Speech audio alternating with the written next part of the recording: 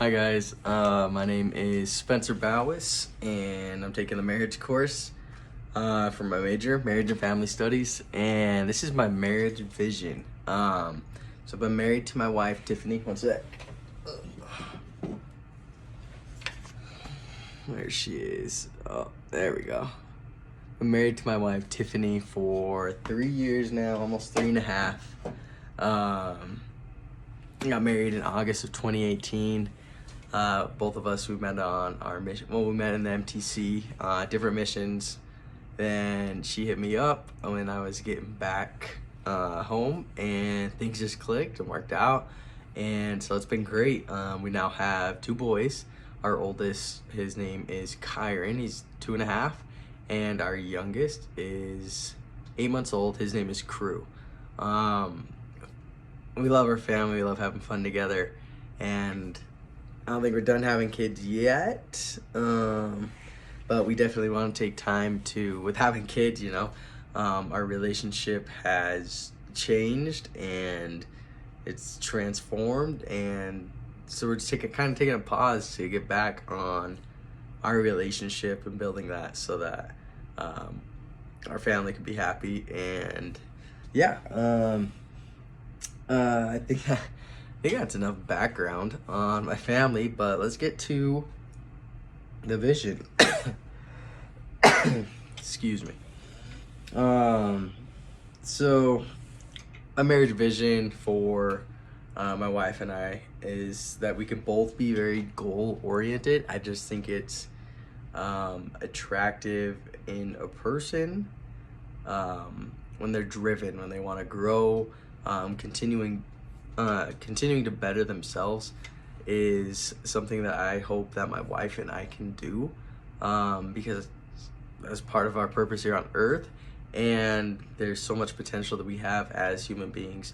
And so for my marriage vision, I hope that my wife and I were able to help each other become the best that we can be, that we can continue to grow and push each other and inspire one another to become the best we can be.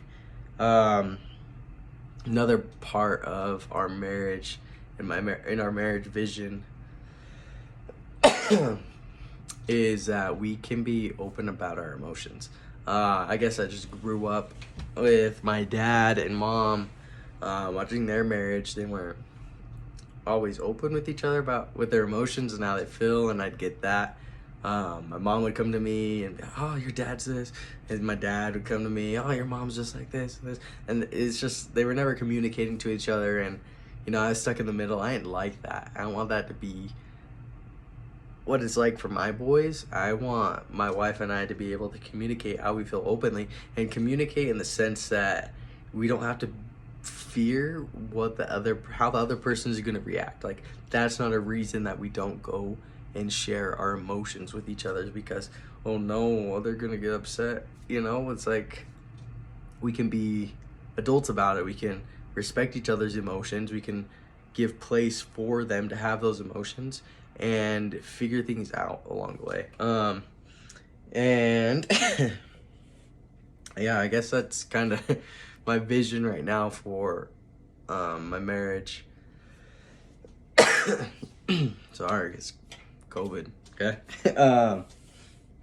But I guess some obstacles that would present themselves, possibly, that could get confused with the marriage myths. Well, it's going back to being goal-oriented and that stuff, with the finger-pointing myth, right? Like, pointing out everything they're doing wrong to help them become better. Like, I don't know, that myth just, like, it makes sense. Like, why would you continue to point something out and, in a sense, belittle that person by pointing it out? And so I think that's just something that there should be caution and be aware of with that myth, as far as creating, inspiring one another to reach our goals and continue to grow, is just watching out and beware of the finger pointing myth. And as far as our emotions, I think the let it all out myth, let it all hang out myth, is also something that we need to be aware of and be cautious of, because it's one thing to express your emotions, but then it's another thing to just be like, oh, you do this, or you love, I don't know. Like, it's just something to beware of. So my marriage vision is very, I guess I should say, our marriage vision is very attainable, very realistic. It's just, I can see where those myths can creep in and make that vision not possible. So, yeah, thanks for watching, guys. Peace.